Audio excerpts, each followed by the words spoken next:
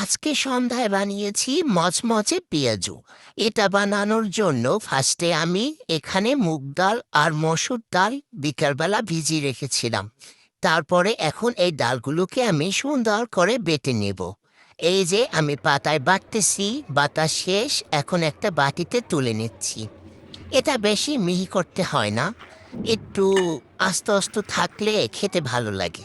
তো যাই হোক, নিয়ে নিলাম সবটা।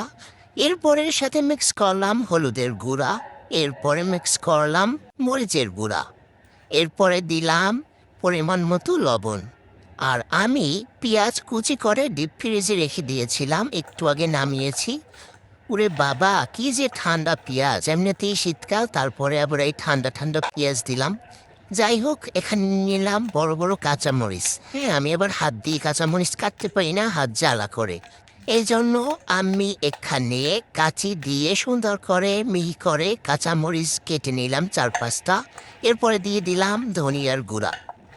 এরপরে হাত দিয়ে সুন্দর করে এটা মিক্স করে নিচ্ছি। কি আর বলবো গাইস, এই যে পেঁয়াজটা ঠান্ডা, হাতটা আমার বরফ হয়ে গেল। যাই হোক, আমি একটা ভিডিওতে দেখেছিলাম বেকিং সোডা দিলে নাকি অনেক মচমচে হয়, অনেক ভালো হয়। তো সেটা ফলো করে আমি এবার এখানে একটু বেকিং সোডা অ্যাড করলাম। এরপরে চলে আসলাম ভাজতে। তো ওখানে একটা রূপচাঁদা তেলের বোতল ভেঙে এখন দিয়ে দিব। আর সবসময় আমি রান্নার জন্য সানফ্লাওয়ার অয়েলটা ইউজ করি, এটা আমাদের স্বাস্থ্যের জন্য খুবই ভালো। এরপরে আমি তেলটা গরম দিয়ে দিলাম। তেলটা গরম হওয়ার পরে আমি এক এক করে সবগুলো পেঁয়াজু চামচ দিয়ে দিয়ে দিচ্ছি। গাইস, এত পরিমাণ ঠান্ডা, বারবার হাত ধুতে ইচ্ছা করে না, এই জন্য চামচ দিয়েই দিয়ে দিচ্ছি। কেমন হলো বুদ্ধিটা বলুন তো?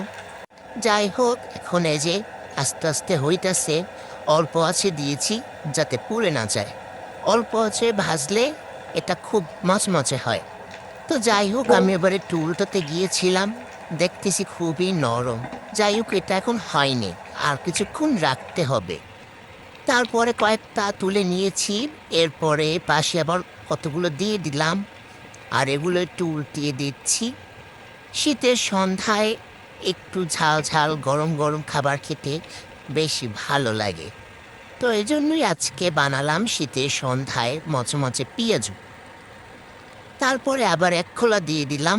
এদিকে হচ্ছে 900 হিটে দিয়ে ভাজতেছি। তো ফাইনালি আমার পেঁয়াজু ভাজা শেষ। এই যে দেখুন গাইস, কেমন হয়েছে আমার গরম গরম পেঁয়াজু। এরপরে চলে আসলাম খেতে। এসে দেখি জামাইবাবু ঘুমাচ্ছে, তাকে উঠিয়ে বললাম, নাও খাও, গরম গরম পেঁয়াজু খাও। এরপরে দুইজনে মিলে এখানে সস দিয়ে, টমেটো সস, গরম গরম পেঁয়াজু খাচ্ছি। তো ভিডিওটা কেমন লাগছে গাইস, অবশ্যই কমেন্টে জানাবেন।